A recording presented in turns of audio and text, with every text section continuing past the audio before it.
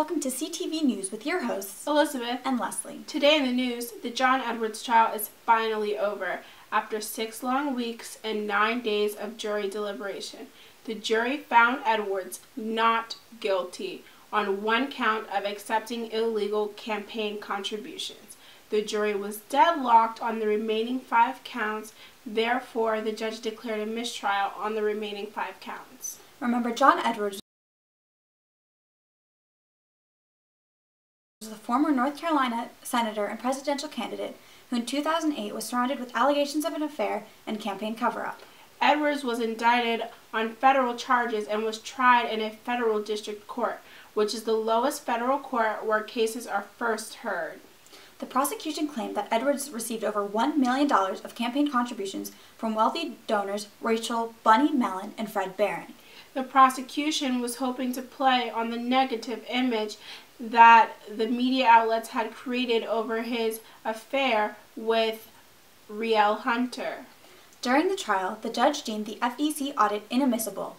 Similar to the exclusionary rule, the judge did not allow the tainted evidence in court.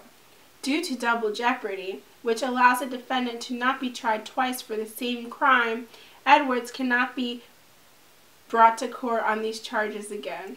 If Edwards were convicted, he would have faced up to 30 years in prison and a $1.5 million fine.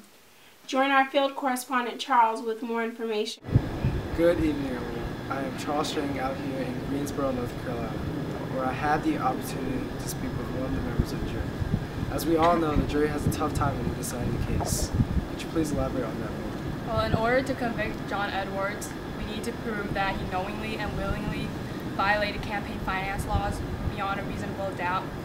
Campaign finance laws are in place because to prevent things like corruption or like the influence of wealthy individuals or special interest groups, because money can basically be used as a bribe.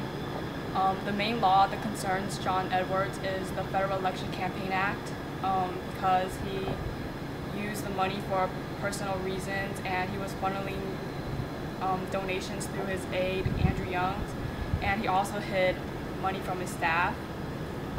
And even though the Federal Election Campaign Act prohibits conduits and using campaign funds for personal reasons, it also requires disclosure of campaign donations and the names of donors and so on.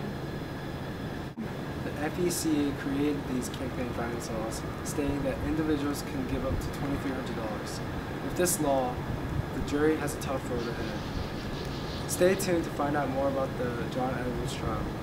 Back to you! If you happen to miss any of our John Edwards coverage, here is one of our old newscasts from last week, which really goes in depth on the John Edwards trial. In June of 2011, John Edwards was indicted on campaign finance fraud, and the trial began on April 23, 2012 in Greensboro, North Carolina.